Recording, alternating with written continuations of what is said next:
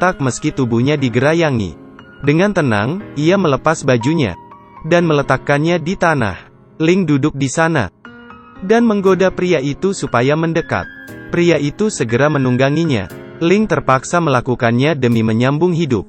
Setelahnya, Lin menyunggi berasnya pulang. Penduduk desa mengejeknya. Tapi, Ling masa bodoh yang penting kenyang. Ia menjual harga dirinya demi bertahan hidup. Ling sangat cantik dan tubuhnya molek. Setiap Ling lewat, pria desa menatapnya tak berpaling. Hanya suaminya yang merasa Ling biasa-biasa saja. Suaminya kerja di luar kota dan pulang setahun 2 kali. Sekalinya pulang cuma 3 hari. Setiap pergi kerja, suaminya mengambil tabungan Ling. Kali ini suaminya pulang diikuti tentara Jepang. Kerjanya cuma morotin Ling terus pergi tanpa pamit. Ling memakinya, "Kamu bukan laki-laki, dasar pria Mokondo yang tidak tahu diri." Suaminya mencoba membujuknya. "Aku akan bekerja keras dan memberimu kehidupan yang baik." Suaminya berpakaian rapih dan pergi lagi. Penduduk desa iri melihat suami Ling yang necis. Padahal ia cuma pria Mokondo. Suami Ling pergi tanpa menoleh sekalipun. Ia cuma pulang kalau butuh uang saja. Setelah suaminya pergi, Ling harus menabung lagi dari awal. Tapi, kabar Ling jual diri demi beras menyebar dengan cepat di desa. Hal ini menjadi topik hangat di kalangan pria desa. Saat panen daun murbei keesokan harinya, turun hujan deras. Kepala desa menarik Ling. Ia mengeluarkan cincin perak. Ling tidak bisa berkata-kata. Kades langsung menyelesaikan transaksi itu. Waktu berlalu dan gosip makin kencang berhembus. Pria desa berkumpul. Tentunya untuk membicarakan Ling dan mengenang pengalaman mereka yang panas. Wanita desa juga berkumpul. Mereka juga membicarakan Ling dan mengutuknya karena merebut pria mereka. Saat itu, Ling datang mencuci baju. Tapi, wanita desa memusuhinya. Melihat Ling memiliki cincin perak, para wanita sangat iri. Mereka menyindirnya terang-terangan. Istri yang memamerkan cincinnya juga. "Cincinku dibelikan oleh suamiku sebagai lambang cinta kita yang indah. Setelah menikah, suamiku tidak pernah selingkuh." Mendengarnya, Ling sakit hati. Rasanya campur aduk, dipermalukan dan cemburu. Saat memetik daun murbei, Ling berpapasan dengan Yang. Lalu menyapa Yang. Ling menggodanya sampai anu yang cenat-cenut. Ling menjatuhkan mereka berdua ke air. Melihat baju Ling yang basah, Yang seperti kesurupan. Ia mengejar Ling. Ling sedang menjemur bajunya yang basah. Di balik kain transparan, Yang melihat kemolekan tubuh Ling. Yang segera lari ke arahnya. Kali ini, Ling minyak cincin perak milik istri Yang. Ia tidak mau beras.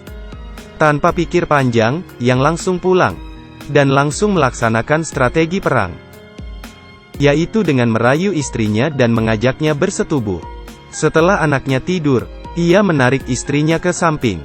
Lalu melakukannya 3 kali dengan bantuan telur ayam mentah. Yang membuat istrinya lelah, sampai tidak bisa bangun lagi. Akhirnya, istrinya tidur lelap seperti orang mati. Yang lalu menyedot jari istrinya dan mencuri cincinnya. Dengan antusias, ia pergi ke rumah Ling. Yang mengantarkan cincin perak itu sendiri. Saat Ling melihatnya, ia sangat puas. Lalu menepati janjinya melayani Yang. Esoknya, Ling memamerkan cincin itu kepada perempuan desa. Cincin itu bukannya cincin istri Yang? Istri yang sangat lemas karena bergulat semalaman. Belum sempat ia tersenyum puas, cincinnya sudah hilang. Teman-temannya mengadu kepada istri Yang. "Apa suamimu yang jujur itu memberikan cincinmu ke Ling?" Istri yang sadar kalau suaminya mengkhianatinya. Ia membawa teman-temannya menggerebek Ling. Mereka tahu, cara satu-satunya adalah dengan kekerasan.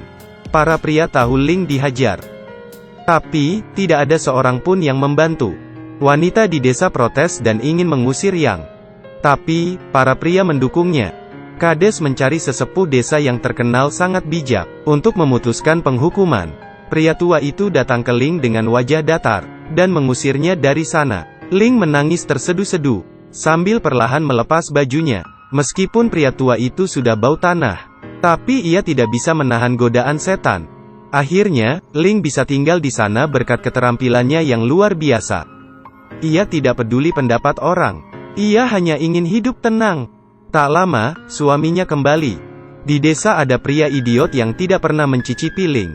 Maka dari itu, ia membocorkan rahasia Ling. Kesuainya karena kesal, entah karena perkataan pria itu pedas, atau merasa bersalah pada Ling selama ini. Suaminya menamparkan pria itu di depan semua orang, lalu menutup pintu rumahnya dan menanyai Ling. Ling mengakui perbuatannya.